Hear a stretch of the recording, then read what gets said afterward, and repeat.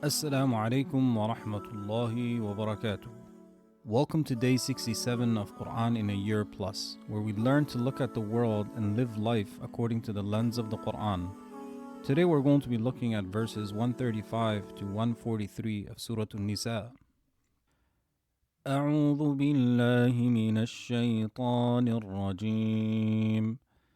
يا أيها الذين آمنوا كونوا قوامين بالقسط شهداء لله ولو على أنفسكم أو الوالدين والأقربين إن يكن غنيا أو فقيرا فالله أولى بهما فلا تتبعوا الهوى أن تعدلوا وإن تلموا أو تعرضوا فإن الله كان بما تعملون خبيرا.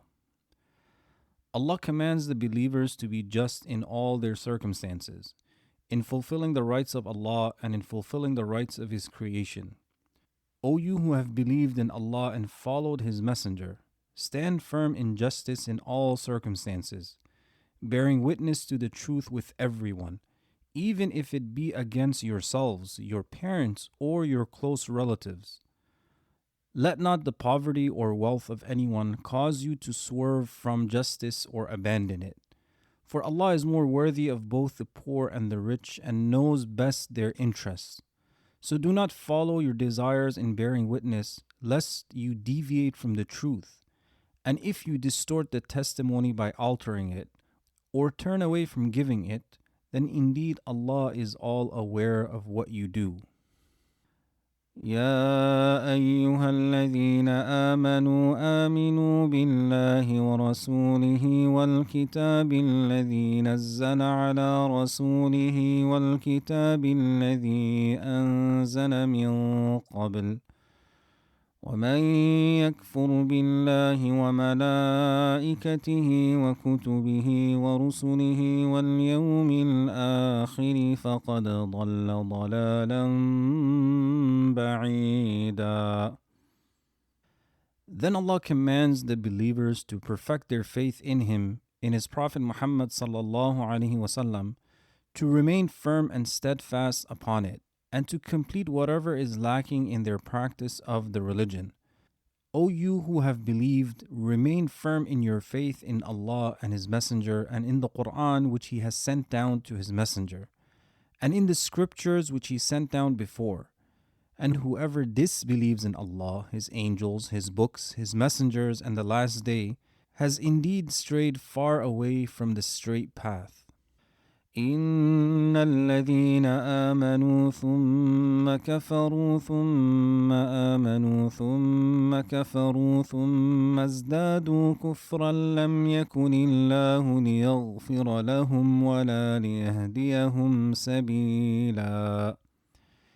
Indeed, those who repeatedly disbelieve after having believed, entering faith, then turning away from it, then returning, then rejecting it again, and persist in disbelief until death, Allah will never forgive them nor guide them to the straight path that leads to Him. بشر المنافقين بأن لهم عذابا أليما. Give the hypocrites, those who outwardly claim faith while concealing disbelief, the news that for them is a painful punishment with Allah on the day of resurrection. الذين يتخذون الكافرين أولياء من دون المؤمنين أيبتغون عندهم العزة فإن العزة لله جميعا. This punishment is because they took the disbelievers as allies and supporters instead of the believers. How astonishing is their choice! Do they seek honor and strength through them? Indeed, all honor and strength belong entirely to Allah. وقد نزل عليكم في الكتاب أن إذا سمعتم آيات الله يكفر بها ويستهزأ بها فلا تقعدوا معهم حتى يخوضوا في حديث غيره إنكم إذا مثلهم إن الله جامع المنافقين والكافرين في جهنم جميعا. And Allah has already revealed to you, O believers, in the Qur'an that if you find yourselves among people who disbelieve in Allah's revelations or mock His revelations, you must not sit with them until they engage in a different conversation. If you remain seated with them while they are mocking or denying Allah's signs, you are like them in disobedience, for they disbelieved and you disobeyed by sitting with them. Indeed, Allah will gather the hypocrites who outwardly claim Islam while concealing disbelief, together with the disbelievers in the fire of hell on the day of judgment. If a believer is unable to stop those who insult Allah's verses and His law, then it is not permissible for him to sit with them in that situation. الذين يتربصون بكم فإن كان لكم فتح من الله قالوا ألم نكن معكم وإن كان للكافرين نصيب قالوا ألم نستحوذ عليكم ونمنعكم من المؤمنين فالله يحكم بينكم يوم القيامة وَلَن يَجْعَلَ اللَّهُ لِلْكَافِرِينَ عَلَى الْمُؤْمِنِينَ سَبِيلًا. These are the ones who wait to see what will happen to you, whether good or bad. If victory comes to you from Allah and you gain spoils, they say to you, "Were we not with you, hoping to share in the reward?" But if the disbelievers gain some advantage, they say to them, "Did we not side with you, protect you, and shield you from the believers by helping you and discouraging them?" So Allah will judge between you all on the day of judgment, rewarding the believers with paradise and condemning the hypocrites to the lowest depths of hell. And by His grace, Allah will never grant the disbelievers authority over the believers. Rather, He will ensure that the final outcome belongs to the believers. إن المنافقين يخادعون الله وهو خادعهم وإذا قاموا إلى الصلاة قاموا كسالى يراءون الناس ولا يذكرون الله إلا قليلا. Indeed, the hypocrites seek to deceive Allah by showing outward Islam while concealing disbelief. But He is the one deceiving them, for He spares their lives in this world despite knowing their hypocrisy, and has prepared for them the most severe punishment in the hereafter. When they stand for prayer, they stand lazily and unwillingly, only remembering Allah a little and only when seen by others. مذبذبين بين ذلك لا إلى هؤلاء ولا إلى هؤلاء ومن يضلل الله فلن تجد له سبيلا. These hypocrites, they waver in confusion, neither fully with the believers outwardly and inwardly, nor with the disbelievers. Outwardly they appear with the believers, but inwardly they side with the disbelievers. And whoever Allah leaves to stray, you, O Messenger, will never find for him a path to guidance.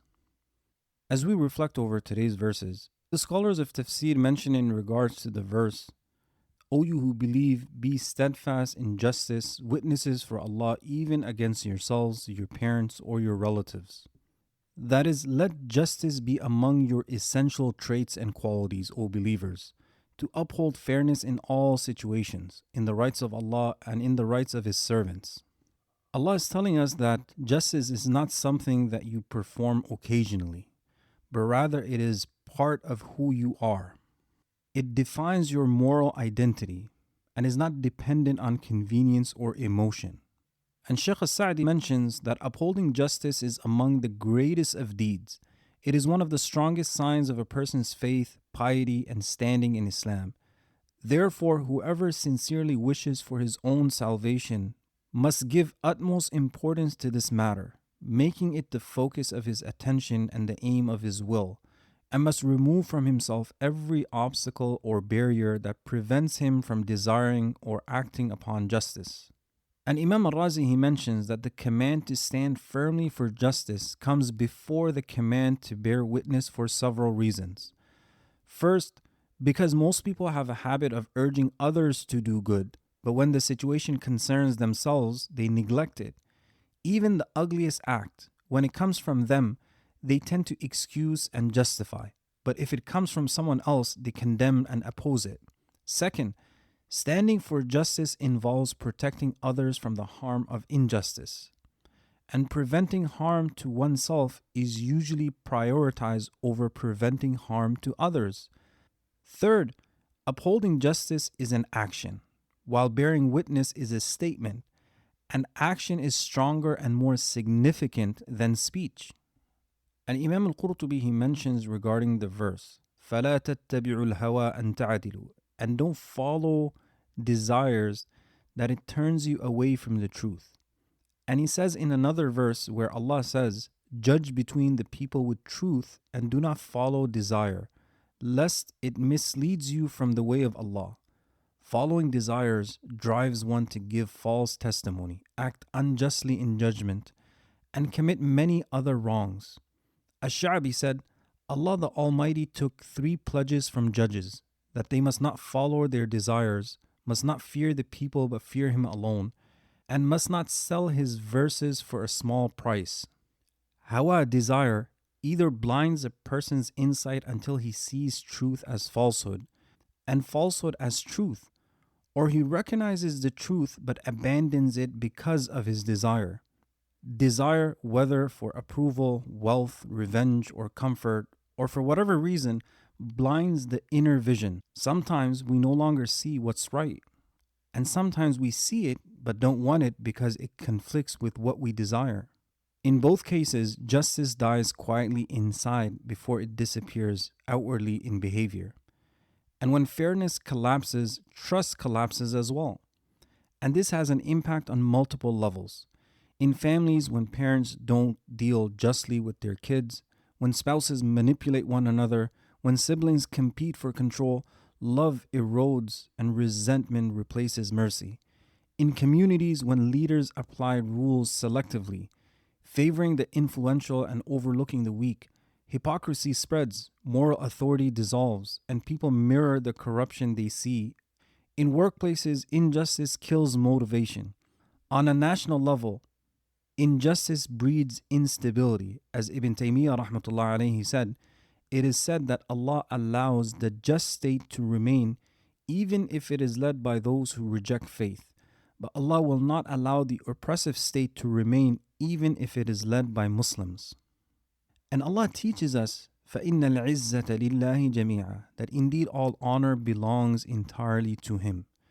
Ibn Uthaymeen mentions that this teaches that a person should not depend on creation and attach his heart to Allah alone, seeking from Him honor, victory, protection from harm, and the easing of all affairs. When a Muslim understands that all might, respect, and worth come from Allah, not from popularity or worldly alliances, they develop the emotional strength to stand tall even when mocked or misunderstood. This confidence isn't loud or defensive, it's grounded. It allows you to respond to mockery with calmness, to criticism with clarity, and to hostility with grace. And in the verse, and He has already revealed to you in the book that when you hear the verses of Allah being denied or mocked, do not sit with them until they engage in a different topic. That means if Islam is being ridiculed, the believer does one of 2 things. Stops it with wisdom and calm courage, speaking up respectfully, clarifying misconceptions, or changing the topic. Or walks away with dignity, refusing to be a silent participant in disrespect toward Allah or His religion. Now, both these responses require inner strength, and that strength comes from conviction that your honor is with Allah, not with those whose approval you fear losing. A believer does not isolate from society, nor dissolve into it. He engages with wisdom, withdraws with dignity, and always represents Islam with respect. And maintain courtesy always. Afford others the same respect you expect, and never mock even when you disagree. And this is ultimately about boundaries and self respect. When you stay silent in spaces that mock what you hold sacred, it slowly chips away at your confidence and identity. A person begins to internalize fear of judgment, fear of exclusion, fear of being different. That silence over time trains the heart to shrink in the face of ridicule and teaches the mind to equate belonging with compromise. And when Islamophobic narratives creep in through movies, media, classrooms, or even casual jokes, they don't just distort how others see Islam, they distort how Muslims see themselves. A Muslim constantly exposed to negative portrayals may start to carry invisible shame, questioning whether faith must always mean being misunderstood, being different. That internalized Islamophobia weakens self worth and can negatively impact a person's identity, creating a split between who one truly is and who one feels allowed to be. That is why it is so important that a Muslim works on themselves, spiritually, emotionally, and intellectually, to build that certainty and conviction in their belief and identity. Certainty doesn't mean arrogance, it means clarity and confidence. It's knowing that your values are rooted in divine truth, not public approval. With yaqeen, you stop apologizing for your faith and start embodying it with grace. You engage the world from a place of inner strength, not insecurity. You live in the world fully, contributing, conversing, and coexisting while remaining firmly grounded in who you are, a servant of Allah, honored through faith and confident through conviction. Because if a person doesn't work on themselves and what they believe, they don't act on that, then this could lead to cognitive dissonance. When your actions and beliefs are misaligned, the brain generates discomfort, pushing you either to change your belief or justify the action. Now imagine the impact when a person justifies sin or starts thinking that something impermissible is actually permissible. And Allah, He criticizes the hypocrites, that when they stand for prayer, they stand lazily. The hypocrite stands lazily because of the doubt that's there in their heart. There's no clarity, no conviction, only conflict. He doesn't take the steps that will lead to conviction. And in contrast, believers who are firm in faith, those who know why they worship, why they exist, who Allah subhanahu wa ta'ala is, they work on themselves. They approach prayer with excitement, eager to stand in front of Allah. And certainty aligns the mind, heart, and body. When you believe something deeply, your intentions are clear. Actions follow, and the heart rests in peace because it knows it is following the way of Allah. So as we walk away from today's episode, we want to see that am I somebody who always stands with the truth, even if it is against myself? Am I fair in how I speak about others, especially those I dislike? Do I excuse in myself what I condemn in others? Do I judge my spouse, friends, or children by double standards? Do I give the same weight to others' rights as I give to my own? If somebody points out something in me, do I reflect and see if there's truth in that? Because we don't want to be from those individuals whose desires drive them. May Allah make us amongst those who always stand up for the truth, those who are honest with themselves. May He make us amongst those who are firm in their faith, who seek honor through Him, who remain steadfast upon His path until they meet Him. I'll see you tomorrow. Assalamu alaikum wa rahmatullahi wa barakatuh.